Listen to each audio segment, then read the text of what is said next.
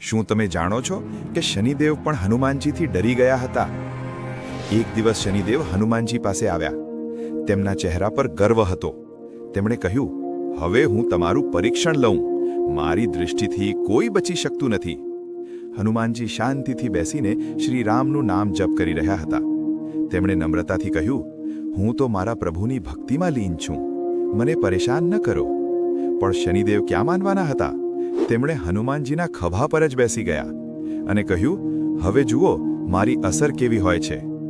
થોડા સમય સુધી હનુમાનજી શાંત રહ્યા, પણ પછી હનુમાનજી ગુસ્સે થયા. તેમણે પોતાનું વિશાળ રૂપ ધારણ કર્યું અને પર્વતો વચ્ચે જોરથી દોડવા લાગ્યા. શનિદેવ વારંવાર અથડાતા રહ્યા અને ખૂબ પીડા અનુભવી. અંતે શનિદેવ બોલ્યા, મને માફ કરો, હું તમારી શક્તિ સમજી ગયો.